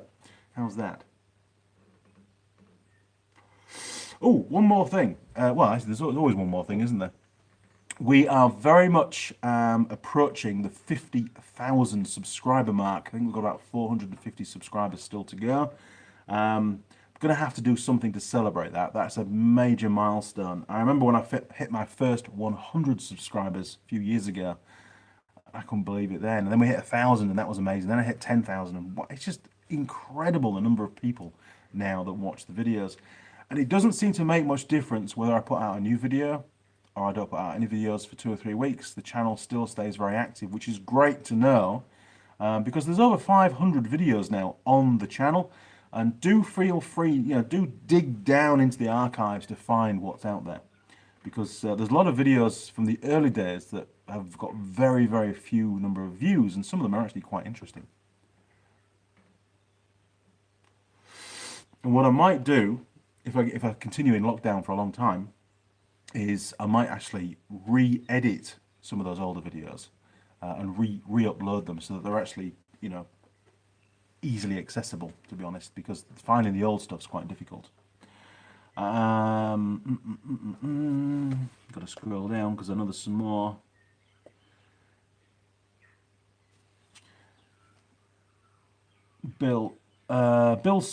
Simon, hang on. I have a 4-year-old. She now knows how to make a bottle rocket. Good man. Bottle rockets, they are fantastic. I know exactly what you're on about. Bill Swales, Andy, greetings from Peterborough, Canada, not UK. Oh, hello, Canada. My daughter Charlotte is currently in Canada, so I hope you're all keeping well and things aren't too bad over there. Bill, my job is supporting the online learning for the school district I work for, so I'm an essential employee. You are, very much so. Teachers are very important. The kids bring their laptops in, so I'm exposed all the time. Oh, man. That's really hard. You've really got to think about how you're going to do that. Are you not doing online learning now?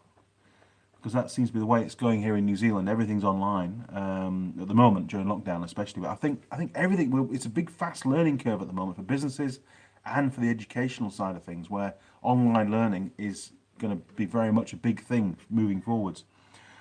Bill Swales, I appreciate your TDR videos. Restoring one at the moment. Oh, good man. I do like those TDRs. It's been my downtime from work, physician, and this is not a fun time to be working. We are locked up as you are. Well, good luck with your TDR. Ben has 2. We've got one that's fully operational and on the road now. Again, Ben's put another top end on it. And one which was a donor bike, which he could rebuild as a complete bike. I think he should. They're worth a lot of money over here now. You should fill a container and send me some. Nima Nadari, we do have to change the needle jet and jet needle at the same time, because the needle seems like new, but after several adjustments, still rich. Suzuki DR200. Okay, well, a DR200 is basically the same engine as in Tool Girl Lee's farm bike, and hers is a CV carb. So check the diaphragm on it. Make sure that that's good. Although that would make it run lean, maybe. Just check that your your choke circuit is fully closing when the choke is off. That could be a problem. Just check the basics. There is a video on carburetor stuff on the channel, and there'll be some more to come. That's one thing I really want to explore more, is the carburetor side of things. School is not everything, says Bastian. Especially in my case, it's a vocational school for car mechanics who only come to school once a week. Health is more important. It is. Health is primary, because if you lose your health, you're buggered, aren't you, really? John Mayang. Hi Andy, if I may, how do you get a H72 Hyundai gearbox when it's in reverse for gears 1 to 5? What?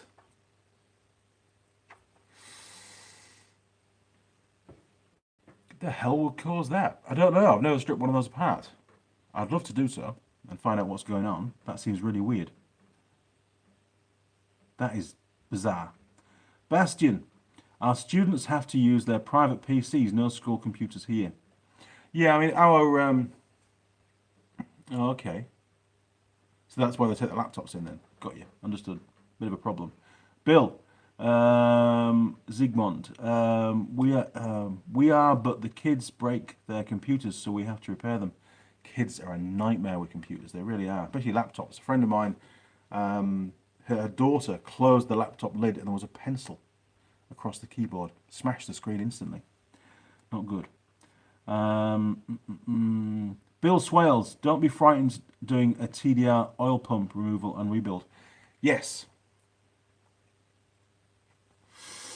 That's something that Ben needs to do on his TDR because he's currently running premix because the pump had been played with and we didn't get time to pull it apart. So that's definitely a video that will happen one day, for sure.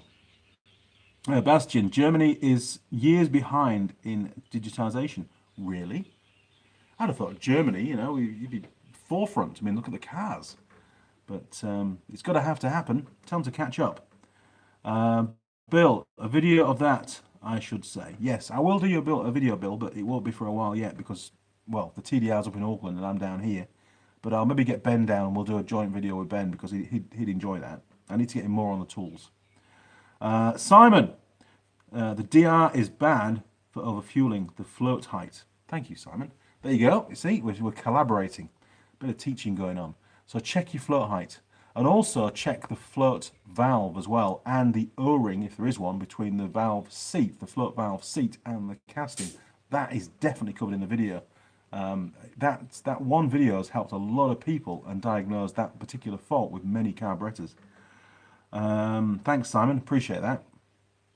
Connor K. Hello, Connor. How are you? Good man. Good to have you on board. Greetings from Portugal. You just mentioned that you were about to hit 50,000, the 50,000 subscriber mark. After the virus has passed, we should all go to the Africa bar and have a pint. We definitely should. And we should go on a Thursday. And for those of you that watched the previous videos, you'll know why. Thursdays are a really good day. In fact, we could get Tool Girl Rose, when she finally turns up and comes to the workshop, she could tell you all about that. Bill Swales, when you are going to come to the... Hang on. When are you going to come to the snow and do a video on snowmobile repairs? Snowmobiles are something I have never worked on, to be honest. I would love to work on one. I think they're a fantastic machine. Never even ridden one, so I should do that. I do plan a trip. I have planned a trip to the States. At some point, I want to go and catch up with Eric O at South Main Auto, and then go and see Ivan as well. But and of course Keith. I'll definitely catch up with Keith. And there's a few others out there as well, a few other YouTube creators that I'd like to collaborate with and to meet up with face to face. But at the moment, nothing can happen, can it? And I think it's going to be quite some time before I'm going to have confidence to travel to different countries. At the moment, I mean, some countries are going to take a long time to recover from this current epidemic, or pandemic, should I say. Nima, diaphragm is new, piston is new, chuck is fine. Is the diameter of the jet's needle change over time maybe worn out? Never seen you change one. Yes, I'm sure Simon will spark up here again. Needles do wear. They some of them tend to, you know, actually rattle from side to side a little bit, and they'll chafe on the jet, or at least on the brass body, and they will wear down, and that obviously will increase fueling quite dramatically. So grab yourself a new needle if you can. Just change it, just to be on the safe side. Especially if the bike's quite old. I might even have a spare one you can have, but mine will be second hand, unfortunately. Rock Shandy, welcome aboard, matey. Good to have you on board. Thursday in New Zealand pub is always great fun. To be honest, most nights are great fun. Wednesdays is often a raffle night at Topless at most pubs. Well, no, not most pubs, some pubs. And at the Albany bar, which is in Albany, just north of Auckland, the one of the raffle prizes, most of it's sort of packs of meat, which is very traditional for New Zealand. One of the raffle prizes is usually a lap dance, and the girl that did the lap dance when I was there, I didn't win it, unfortunately. She did the lap dance right in the middle of the pub, and it was a full strip. Honestly, I couldn't believe it. I think they take them upstairs now because there were kids out in the beer garden, and they could see what was going on, which wasn't too good, to be honest. But the show was great.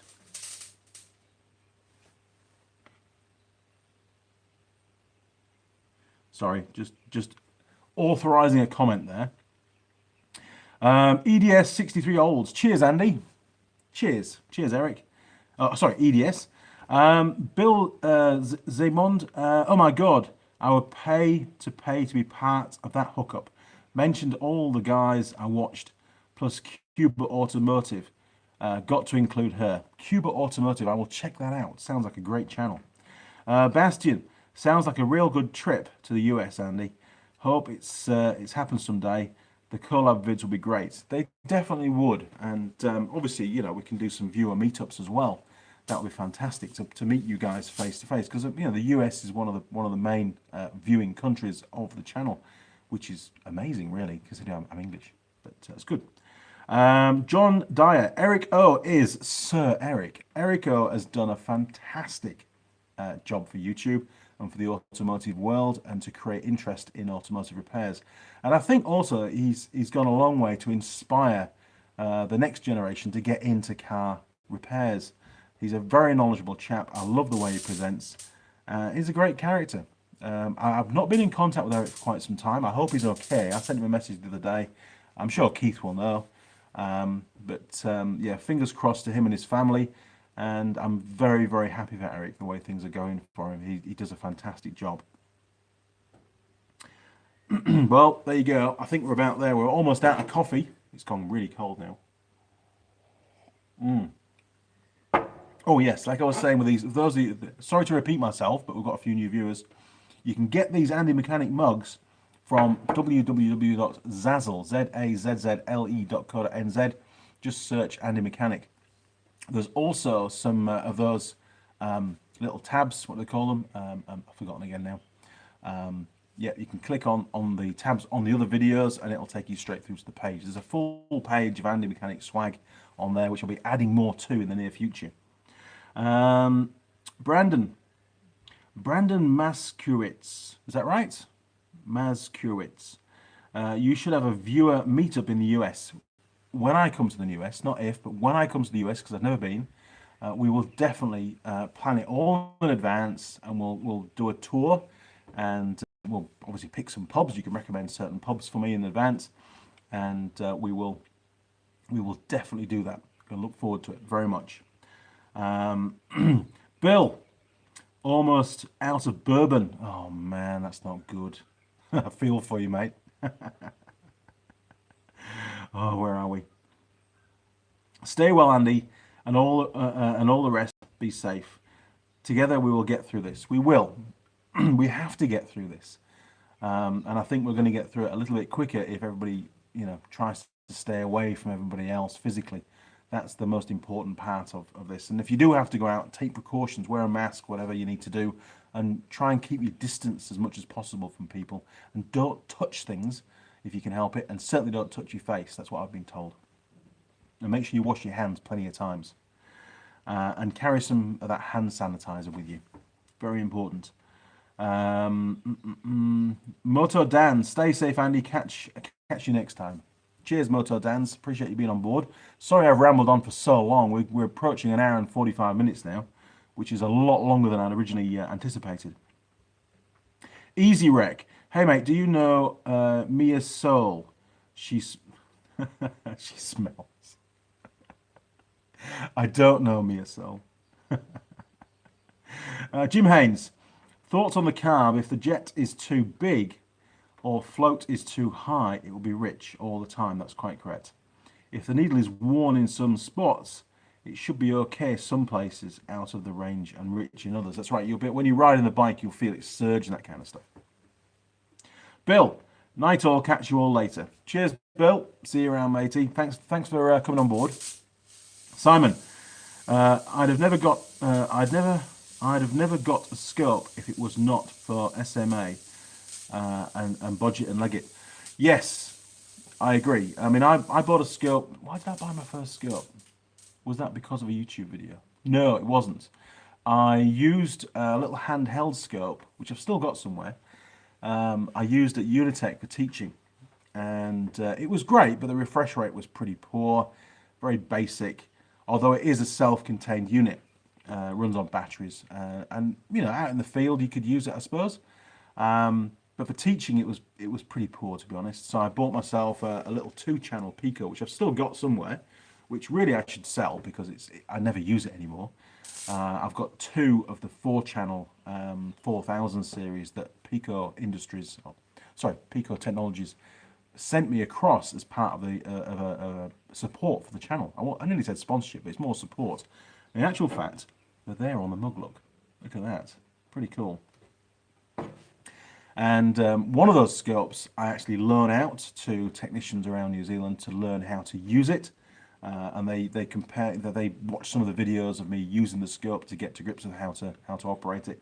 And that particular scope has been used many times for successful diagnostics on various vehicles across New Zealand. And they're very grateful that kind of equipment is available for loan free of charge. And basically one dealer just forwards it on to the next dealer and they pay the freight. I don't get involved. I haven't seen that scope for about 18 months. And I've got the other one here that I use sporadically. I wouldn't say I use it all the time, but it's very helpful to have it.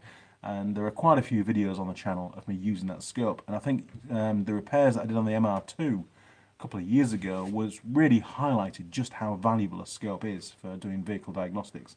Without it, I would never have found that problem. Bastian, these streams are a real pleasure, especially in these times. Thanks, and all stay safe. Cheers, Bastian. I will try to do more. I appreciate that I've not done many videos on the tools doing repairs recently. I've been very busy trying to get the workshop finished during this lockdown period, because otherwise it just drags on. I mean, I'm 14 months into renovating this or converting this space into a functioning workshop. And I thought this was the perfect time to do it. I had all the steel that I needed. I've got the MIG, got plenty of gas. Well, the MIG's just down here, actually. Got the gas, got the nuts and bolts that I needed. There was no excuse not to do it. But normal videos will resume shortly, I'm sure. Nobby Noble, is that David's sister? Oh, hang on. I don't know. Oh, you mean you're referring back to Mia Soul. Private joke. Sorry. Okay, crew. Well, I think we're about there. Any last questions? Get them in now. Oh, there's one just popped through. Omar. Hi, Andy. I just ordered an Andy Mechanic mug. Hey, good man. Cheers for that, Omar. I appreciate it. Good job. Don't forget, once it arrives, it'll take a couple of weeks probably. Once it arrives, send me a selfie by email, and I'll include you in one of the next videos. So, cheers to you, matey. And that goes to anybody else that's bought themselves one of these mugs. There's quite a few gone out now. Do send me a selfie with your mug. It probably have cider in it, no doubt. By the way, they are tea and coffee and cider and any other kind of alcoholic beverage compatible. They're very special mugs, these. Right. David, time for work. Good night. Yes. Sorry about the timings of this live stream. It's my morning here. Jim, when you did the unboxing of tools video, hang on, should I assume that the video Teng Tools New Zealand also carry other brands? There's a little spider on the screen. There is. They do. Yes. ISL Industrial East Tamaki. So if you just Google ISL Industrial East Tamaki, they've got about 30,000 products on their website that you can order. I don't know if they do international shipping or not.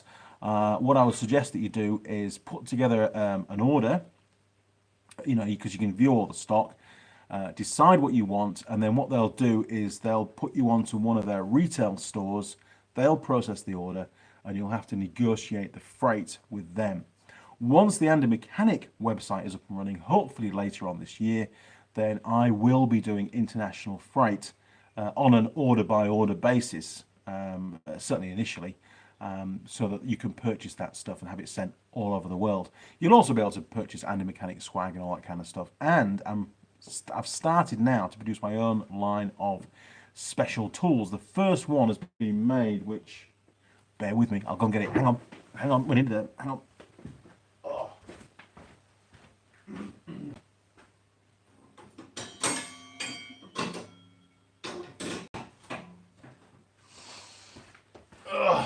I'm back. Right, this is the official first ever Andy Mechanic special tool. Now, as you know, there you go, look. You think, what the hell is it? Well, it's actually designed for blowing very large bubbles that have ridges on them. No, that's not true at all. This is to be used on a very particular model. I can't say the model at the moment. A very particular model of ROV, a side-by-side vehicle. It has a CVT drive type arrangement in the transmission, and this tool holds the primary sheave. It locks into some little lugs around the outside. You can hold it in place when you apply the torque to the retaining nuts, because it's very important that those retaining nuts are torqued correctly, and they are torqued to quite a high level, 250, 300 Newton meters in some cases. So these eventually will be available, and of course on the product description it'll tell you exactly what particular vehicle it fits. These will be available through that website as well. Until then, if you want to discuss what this is for, flick me an email and I'll tell you, and I can send you one. No idea on price at the moment. Jim, hang on, Connor, go back a bit. Yes, Connor K. Have you used the drill doctor since the demo video? I had the original model. Yes, you did. I remember reading that when I worked on ships. That thing could put a point on a broken bit. That's good to know, because every now and again I do snap the odd drill bit, and I'll redress it on the bench grinder. It's not a problem. I've done that for years.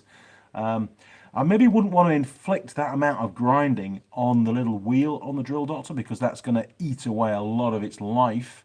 I'd probably dress it on the bench grinder, get it something like, and then finish it off on the drill doctor. Yes, Mrs. Mechanic did. I'll just take this one out because she didn't do the center drill. Sorry, countersunk drill.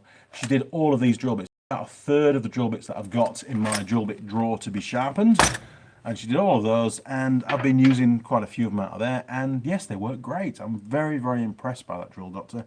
I have the skill to sharpen a drill bit correctly on a bench grinder. I have done all my life, but I've come across many, many, many technicians these days that have never been taught how to sharpen a drill bit, and they just throw them away and use a new one when it goes blunt, and that's such a waste. And it's at times like this in lockdown where you sometimes can't go out and buy another drill bit, so being able to resharpen the one that you've got is a really big benefit, and that's where maybe a drill doctor comes in, where you can do that. I'll do a review again on it in maybe 12 months time once it's sharpened a few thousand drill bits, and we'll see how that little wheel's doing, whether it needs to be replaced or not, what the running costs of the drill doctor are, basically. Jim Haynes, we have a Teng Tools USA here now. Yes, you do, and you can buy them online. Started about a year ago. I used to have to get them from the UK in the past. That's right. I was speaking to Brandon, who is the sales manager for New Zealand, and he was telling me that at the moment Teng Tools are available for purchase online through various outlets in the US, but they're not available yet in store as far as I'm aware. But that will change at some point. There's some kind of contractual thing going on in the background, which I don't know anything about, other than the fact that it is delaying the tools being sold in store. But once that happens, they'll be available, I'm sure. Simon. Oh, hang on. Yes, Simon. Looks a bit like a clutch tool, but bigger. It pretty much is. It basically locks in a... Oh, look at that. It's pretty good. It locks around the outside of a primary sheave on a particular model of ROV, and allows you to torque up the center nut. It's great. Very, very useful, very simple. And now that I've got the CNC program done, the design's done, I can get them knocked out pretty cheap.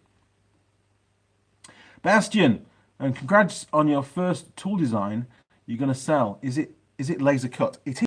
I'll do a bit of a close-up for you. It is laser cut. Very simple, and because it's simple, it shouldn't be too expensive either, and very easy to ship. You just put it in a padded envelope basically and flip it out. There's no way that'll get damaged by the couriers. Colin Ketley, Mower Sport. Sounds like mower racing. Colin Ketley, Mower Sport. Catch you later, Andy. Stay safe. Cheers, matey. Thanks for joining us on this live stream.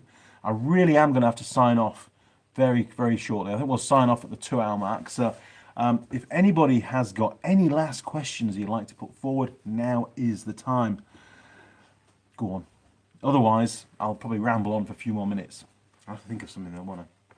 What else to discuss? Oh, yes, the Honda ATC. That's the little 3-wheel original. I can't call it a quad bike because it's got 3 wheels, but the original all-terrain vehicle that came out. If it wasn't for the Honda ATC, there wouldn't be any 4-wheel ATVs around these days. That's sort of the grandfather in design. I got it fired up the other day. It's been sat out in the garden for the last 6 months. Sounds awful, doesn't it? You know, it has been very much neglected. Parts for it are ridiculously hard to find and very expensive here in New Zealand. And because of that, it sort of got pushed to one side and forgotten about. I got it fired up, but it's way down on compression and way down on power output. I believe, I haven't done any diagnostics on it yet. I was just playing around with the carb thinking that it might be an issue with that. It was full of gunk, basically. Cleaned it twice. It runs okay now, it idles, but it's very much underpowered. And I think, basically, the valves are leaking on the vehicle. I don't think it's down on compression because of the rings. I could be wrong. It doesn't burn any oil. Nothing obvious anyway, but I think it's a valve issue where there's some blow-by on the intake valve causing, minimum fueling, to be honest. So it's basically messing up the carburetor, and the air fuel mixture going in is being pushed back through the carb, and you can feel it on the intake side.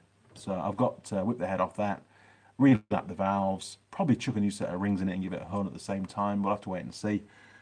Is it worth doing? I have a bit of a soft spot for that bike. I really do. There was one came up for sale actually in Auckland, just outside Auckland, a few weeks ago for 1,200 New Zealand dollars, which is dirt cheap. I should have bought it. But then again, I'm pleased that I didn't because I've got to save the funds. We don't know how long this lockdown's going to go on for. Jim Haynes, do they make any metals in New Zealand or are they all imported from Australia? Yes, they do. There's quite a few steel rolling mills and stuff here in New Zealand. There's one just south of Auckland, a big steel mill. Pretty sure they're... Oh, good night, Simon. Good to have you on board, mate. Thanks for hanging in there. I'll see you next time. Okay, mate. I don't know whether they actually get the ore from New Zealand or not, or whether they import the ore and then, process it here. Don't know. Not been involved. But one of the lecturers that I worked with, she was in a different department. She used to work at, that's one of those steel mills, the one in South Auckland, for many years. Daniel Spencer, tips on spray painting. How many layers do I need to get a good finish? Well, looking at the beams, they look fantastic from this distance. I think the trick with spray painting is, obviously get your primer, clean up everything first really well, get your primer on there, let that fully cure, and then do a couple of layers of quite thin layers of paint, and then obviously you've got your final gloss layer to go over the top, which is going to be quite a bit thicker to get that sort of glossy finish. Unfortunately, when I sprayed the beams, there was 2 or 3 places where I overcooked it. I think I had a bit too high a pressure actually on the airline and got too much paint on the beams, and there were a couple of runs, which once you've got a run, that's it, game over. There's nothing you can do about it, the paint's on there. I managed to sort of mitigate some of it by rotating the beam and getting the run to be in the horizontal plane, and it sort of out and dried as quite a thick layer. And some parts of the beams look bloody well painted. Other bits don't look that good at all. A bit hit and miss. And I'm not a spray painter. I really haven't done very much over the years, and the bits that I do tend to be quite spread out. So you never really get into a rhythm with it, unfortunately. But I think they look okay, to be honest. So probably best to watch a few videos on YouTube on spray painting. There's bound to be some professionals out there that will give you some really good hints and tips. I'm not really qualified enough to tell you any more than what I have, to be honest. I just do the best I can, and it seems to work okay. And it's a far better finish than brushing it on, that's for sure. Hell of a lot better. Okay, crew, well, we're approaching the 2-hour mark. I am going to sign off now, and for all of you that have gone on and bought a mug, don't forget, please send me through a selfie with you and your mug in your workshop If you haven't got a workshop in front of your car with a bonnet up or something automotive related, and I will definitely give you a mention on up and coming videos. Also, watch out for the 50,000 subscriber mark. That won't be too far away. Maybe a week, maybe 2 weeks away at this rate. Given the current state of affairs around the world with this pandemic, the virus that's out there, COVID-19, please do stay safe. Please follow the guidelines that you've been given by your local authorities and your government. Try and stay away from as many people as you can. Wash your hands on a regular basis. Don't touch your face if you can help it. And look after your family. Stay safe, and I will see you in the next video. Okay, crew, thank you again for joining me, and I'll see you next time. Cheers, guys. Thanks, John. See you around. Over and out.